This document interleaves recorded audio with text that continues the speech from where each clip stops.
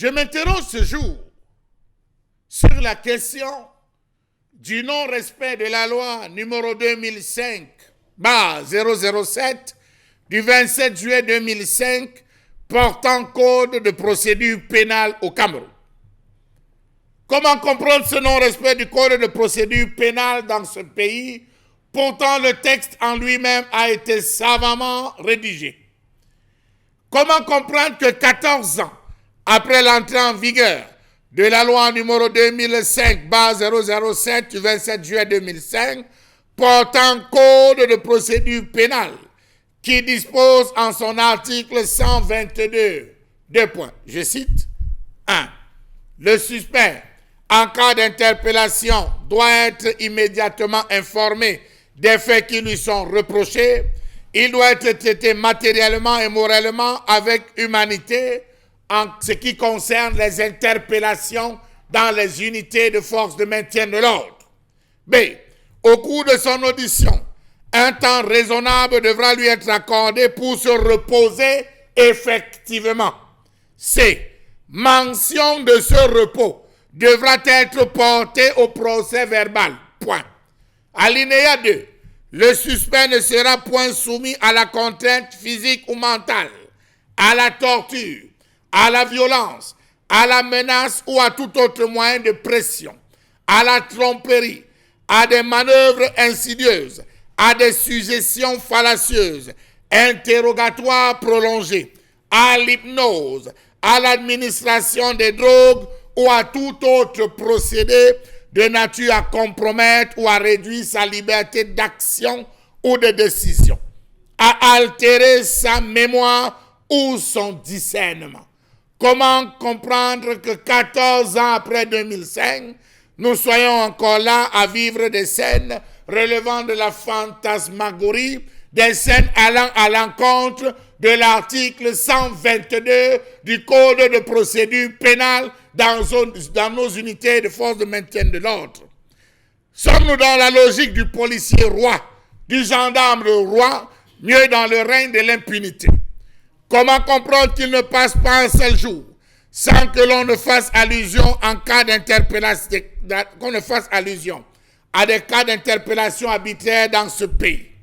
Quelle est l'identité des personnes qui se cachent derrière un téléphone pour donner aux forces de sécurité de pratiquer la torture et la détention secrète alors que les lois camerounaises sont contre cela? Pourquoi est-ce que la punition n'est admise que pour les exécutants et jamais pour les commanditaires? Comment comprendre que l'acte d'interpeller un suspect autant pour moi, reste dans le subconscient des éléments de la force de l'ordre associés à la violence comme un réflexe?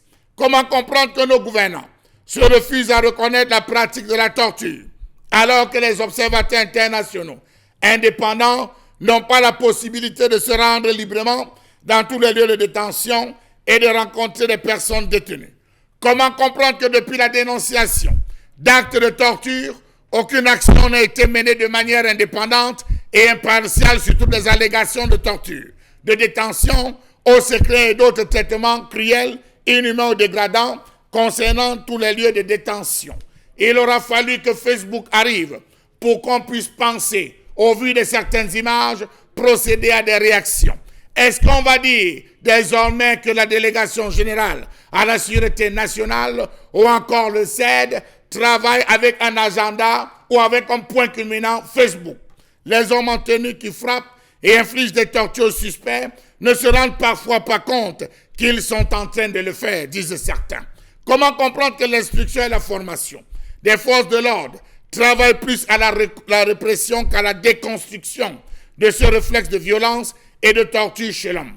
Parlons peu mais vrai, dites-moi comment comprendre qu'à peine vous êtes interpellé par les agents de maintien de l'ordre, on vous froisse, vous oblige à vous asseoir à même le sol, on vous tabasse avec des rangers, on vous botte et que sais-je encore après vous avoir versé de l'eau? Comment comprendre cette envie folle de certains policiers ou hommes en tenue à s'exhiber dans une violence à nulle autre pareille? Ils sont tous des sobriquets inquiétants dans les brigades et commissariats. Comment comprendre ces gardes à vue abusifs et illégales dans les lieux de détention ci-dessus cités? les détentions préventives qui dépassent les délais légaux, les détentions illégales dans l'enceinte des prisons, des détenus libérés ou des condamnés ayant purgé leur peine, arrestation sans mandat, pas de respect des délais de garde à vue. Vous avez des personnes qui surviennent chez vous, vous arrêtent ou vous émettent sans respect d'aucune procédure légale. Quelle est la complicité qui existe entre les commissaires de police, commandants de brigade, leurs éléments vis-à-vis de ces pratiques? Comment comprendre qu'aucun procureur de la République ne se soit jamais offusqué de ceci, qu'il retrouve parfois lors des descentes de détenus amochés? Va-t-il croire que c'est un camion qui les a amochés? Question. Comment comprendre que même le droit à avoir accès aux soins de santé, même individuels, ne soit pas reconnu? Pourtant, le Code de procédure pénale est suffisamment clair sur la question.